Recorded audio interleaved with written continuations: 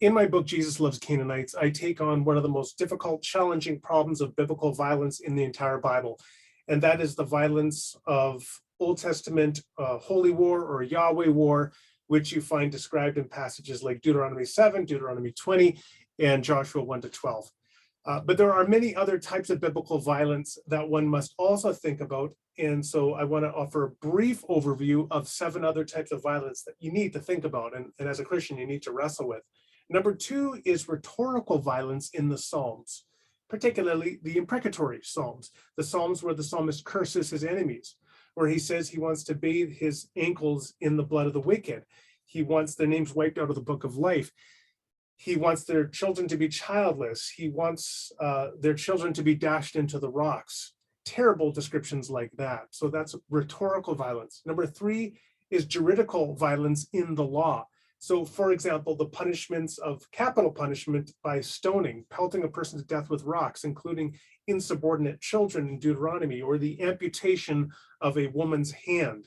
Number 4, this leads us into spousal violence, such as in the book of Numbers that describes the ordeal of the bitter water. If a man believes without evidence that his wife has been unfaithful, he can subject her to this terrifying ordeal of the bitter waters. Number 5 is natural violence that we find through punitive natural disasters.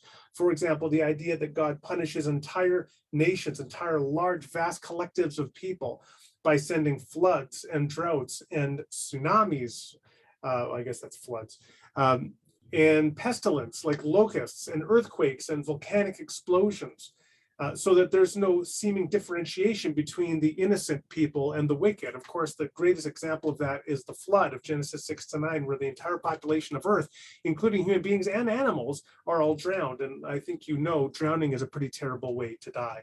Number 5 is number 6, I should say, is a familial violence, such as in advice about child rearing and also the treatment of slaves. So, for example, Proverbs 23, 13 to 14, withhold not correction from the child. If thou beatest him with the rod, he shall not die. Thou shalt beat him with the rod and shall deliver his soul from death.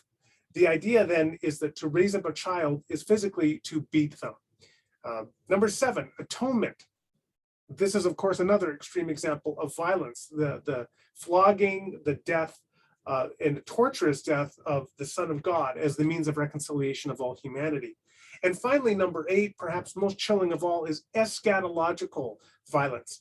For example, we have the pattern of millennial events that we have described in Revelation, end times, right? The description of an apocalyptic events of the end of the world, Armageddon, and then following that, passages such as Revelation 14 and Revelation 20 that seem to talk about the resurrection of people to an eternal existence of torture in hell. So 1 to 8, those are some very terrible, difficult problems of biblical violence, and the thinking Christian really must consider and wrestle with each one of them.